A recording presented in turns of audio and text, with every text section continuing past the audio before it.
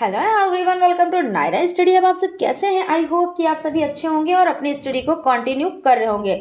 Friends, आज के video lecture में आपका जो सब्जेक्ट मैथ हो जाता है उसके पवन सीरीज के बहुविकल्पी प्रश्नों की सीरीज को कंटिन्यू करेंगे। सो वीडियो को बिल्कुल भी स्किप ना कीजिएगा और वीडियो को लास्ट तक जरूर देखिएगा। तो चलते हैं आज की सीरीज का फर्स्ट नंबर क्वेश्चन देख लेते हैं। इससे पहले फ्रेंड्स, अगर कहीं पर भी कोई भी डाउट आपको लगता हो, कोई भी कुछ भी आपको क्लियर करना है, तो प्लीज़ आप लोग कमेंट बॉक्स में कमेंट करें। हम उसका रिप्लाई आप लोगों को ज़रूर से ज़रूर देंगे, ठीक है ना। तो आज की सीरीज का फर्स्ट नंबर क्वेश्चन हो जाता है, मध्यमान किन कारणों से लाभकारी है। तो सरल विधि हो जाती है आपकी और अंकगणितीय पद्धति पर निर्भर है, तुलना संभव है या उपर्युक्त सभी। तो इसमें क्या होता है, इसमें तुलना संभव होती है। मध्यमान किन कारणों से लाभकारी है, तो इसमें तुलना संभव होती है। तो इस तरह से आपका सा ऑप्शन राइट है। आप इसमें करेक्शन कर लीजिएगा आपकी जो सीरीज में है, ठीक है ना, क्योंकि सीरीज में उपर्युक्त सभी इसको राइट माना गया है। बहुलांक अन्य नाम से भी जाना जाता है। तो बहुलांक और किस नाम से जाना जाता है? बहुलक, भूयिष्ठक या मोड या उपयुक्त सभी। तो उपयुक्त सभी तो बिल्कुल भी नहीं, मोड भी नहीं, भूयिष्ठक भी नहीं, बहुलक यानी बहुलांक को बहुलक भी कहते हैं। अगर कहीं पे बहुलांक निकालना जाए तब भी वही बात है। बहुलांक कैसे निकालते हैं आप लोगों को पता है, जो सबसे ज्यादा बार संख्या आ जाती है वही बहुलांक या बहुलक कहलाती है, ठीक है ना। क्वेश्चन आपका हो जाता है, अव्यवस्थित प्राप्तांकों से मध्यांक की गणना का सूत्र है। तो यहाँ पे है, जब आंकड़े विषम दिए हों तो इस सूत्र का प्रयोग करते हैं, है ना। किस सूत्र का प्रयोग करते हैं, यानी अव्यवस्थित। अब इसमें देखिए जो आपका सूत्र है, m बराबर n+1 अपॉन दूसरा पद यानी दोवां पद, या m बराबर n+2/2वां पद, या m बराबर n-1/2वां पद, या m बराबर n+1/2वां पद। तो आपका देखिए जो आ ऑप्शन और दा ऑप्शन है वो एकदम एक ही जैसा लिखा है। तो आप आ पर भी टिक कर सकते हैं और दा पर भी टिक कर सकते हैं, क्योंकि इसमें तो कोई भी अंतर नहीं है, ठीक है ना।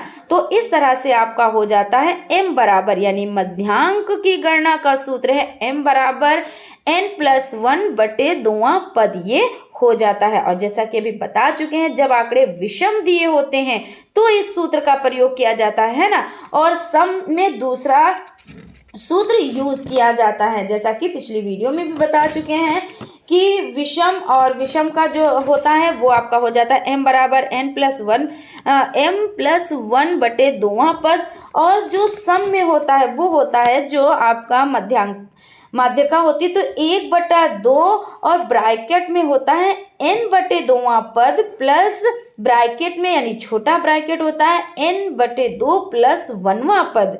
तो इस तरह से दोनों सूत्र में फर्क होता है। अगर सम संख्या आती है तो आप क्या करेंगे, तो अभी जो हमने भी आपको सूत्र बताया उस सूत्र का यूज करेंगे। और जो विषम संख्या आ जाती है, विषम संख्या जैसे 7 हो गया आपका, 5 संख्याएं हो गई, 11 संख्याएं हो गई, तब आप क्या करेंगे, इस सूत्र का यूज करेंगे, ठीक है ना। चलते हैं क्वेश्चन की तरफ। क्वेश्चन आपका हो जाता है, आंकड़े 12, 12, 13, 12, 10 का बहुलक होगा। तो इसमें आप यहाँ पे समझ लें, यहाँ पर आप देख पा रहे होंगे कि 12 जो है तो बार बार यानी 3 बार आया है। आप देखिए 12 कितनी बार आया है, तो 1 2 3 बार आया है। और बहुलक होता क्या है, और यहाँ पे 13 देखिए एक ही बार आया है। 13 कितनी बार आया है, तो एक बार आया है। 10 कितनी बार आया है, तो एक बार आया है। लेकिन जो 12 है तो वो कितनी बार आया है, तो वो 3 बार आया है। इस तरह से जो इसका बहुलक हो जाता है वो 12 हो जाता है, यानी कि बा ऑप्शन आपका राइट हो जाता है। क्वेश्चन है आपका, यहाँ पे देख लीजिए, 10 विद्यार्थियों द्वारा 15 में से प्राप्ति किए गए निम्नलिखित अंकों का बहुलक होगा। 9, 10, 12, 10, 13, 12, 10, 12, 10, 9। अब इसमें क्या कह रहे हैं, बहुलक ही पूछ रहे हैं। अभी देखिए इस पर डिस्कस किया कि बहुलक मतलब क्या होता है, जो संख्या सबसे ज्यादा बार आई हो वही बहुलक हो जाता है। तो इसमें देखिए जो 9 है वो कितनी बार आए हैं, 1 और आपका हो जाता है 2 बार, यानी यहाँ पे लिख लेते हैं 2 बार आया है।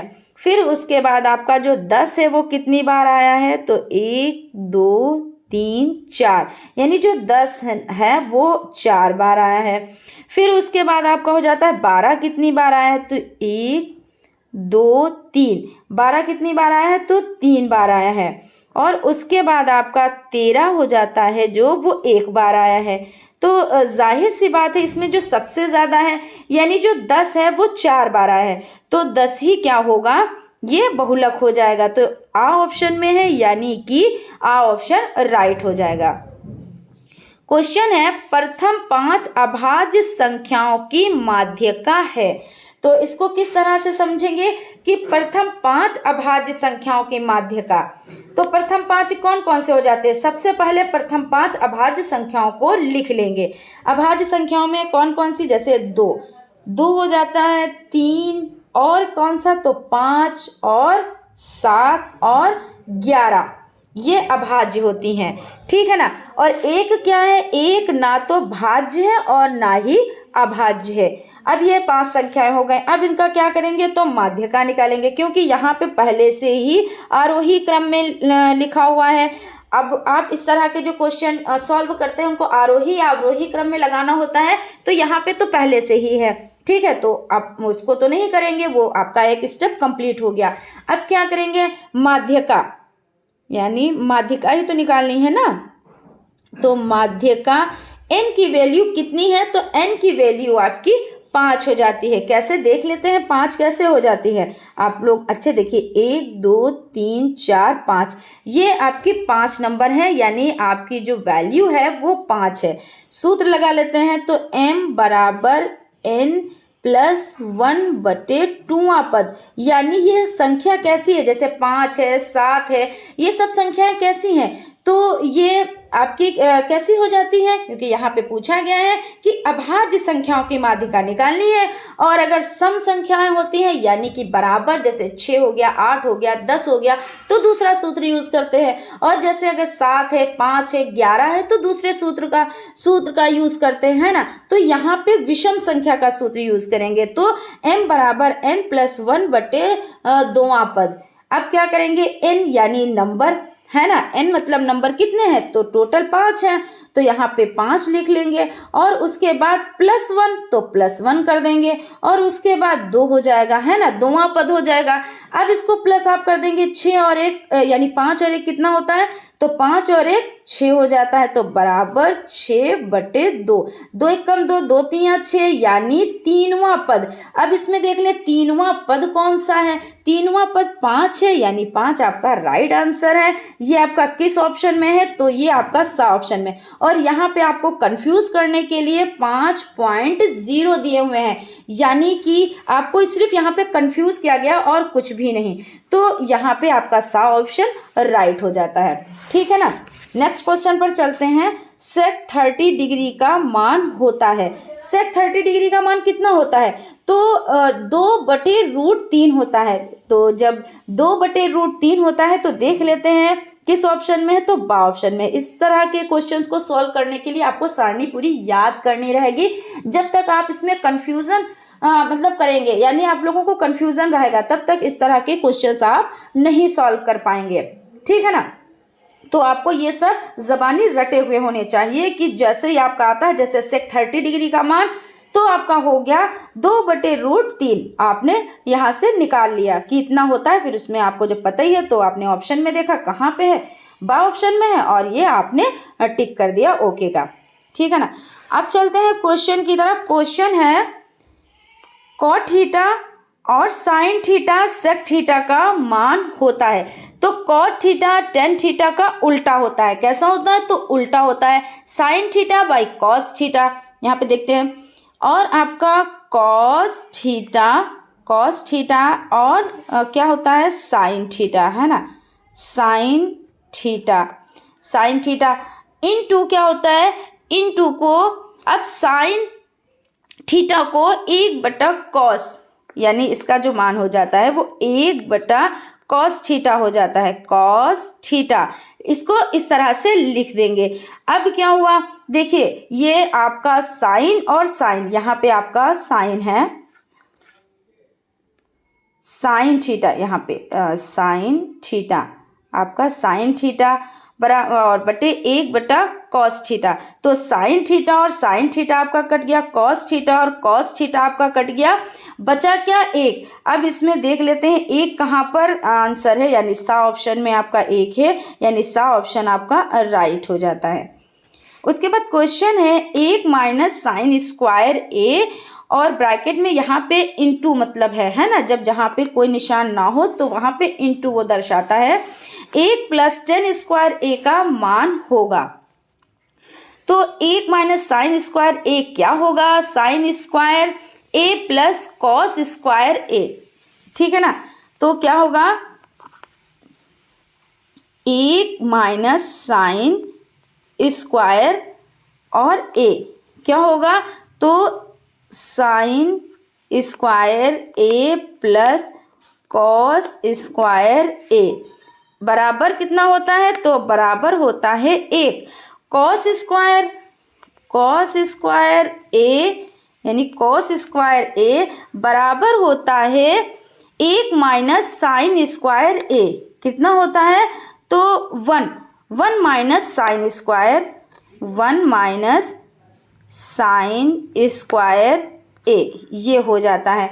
उसके बाद है 1 माइनस साइन स्क्वायर ए, इसकी जगह पर लिख सकते हैं, जो ये आपका हो गया 1 माइनस साइन स्क्वायर ए, इसकी जगह पे क्या लिख सकते हैं, तो यहाँ पे देख लेते हैं, यहाँ पे लिख सकते हैं कॉस स्क्वायर ए और 1 प्लस टेन स्क्वायर ए, क्या लिख सकते हैं, और लिख सकते हैं 1 प्लस टेन स्क्वायर ए, ये बराबर होता है किसके, तो ये बराबर होता है सेक स्क्वायर ए के, ठीक है ना।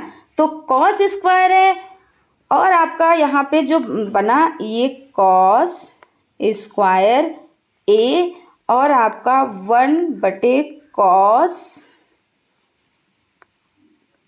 स्क्वायर ए।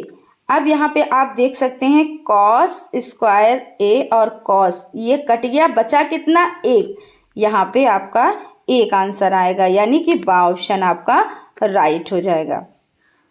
बेलन के वक्र पृष्ठ का सूत्र होता है 2 पाई आर एस 2 पाई यानी 2 पाई एच 2 पाई आर एच स्क्वायर, इनमें से कोई नहीं। तो बेलन के वक्र पृष्ठ का सूत्र होता है 2 पाई आर एच यानी परिधि गुणे ऊंचाई, तो किस ऑप्शन में है, आ ऑप्शन में है, तो इस तरह से आपका आ ऑप्शन राइट हो जाता है। क्वेश्चन है शंकु की तिरछी ऊंचाई होती है, तो शंकु की जो तिरछी ऊंचाई होती है वो आपकी हो जाती है एल बराबर, आप यहाँ पे देख सकते हैं जो आपका सा ऑप्शन है, एल बराबर √h² plus are square. Question है जिस चतुर्भुज की सम्मुख भुजाओं का प्रत्येक युग्म परस्पर समांतर हो उसे कहते हैं समलंब चतुर्भुज, समचतुर्भुज, समांतर चतुर्भुज, इनमें से कोई नहीं। तो ये समांतर चतुर्भुज होता है।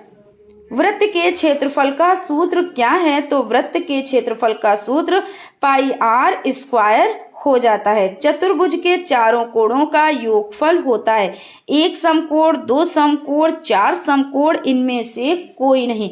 तो चतुर्भुज के 4 कोण होते हैं, चारों कोण जो होते हैं उनका योगफल कितना होता है, तो उनका योगफल होता है 360 डिग्री। इसको इस तरह से भी लिख सकते हैं 4 गुणे 90 डिग्री लिख सकते हैं, और बराबर आपका हो जाता है 4 गुणे समकोण, क्योंकि समकोण ही तो 90 डिग्री का होता है ना, तो समकोण 4 समकोण के बराबर होता है। अब यहाँ पे देखिए 4 समकोण है, तो ये सा ऑप्शन आपका राइट हो जाता है।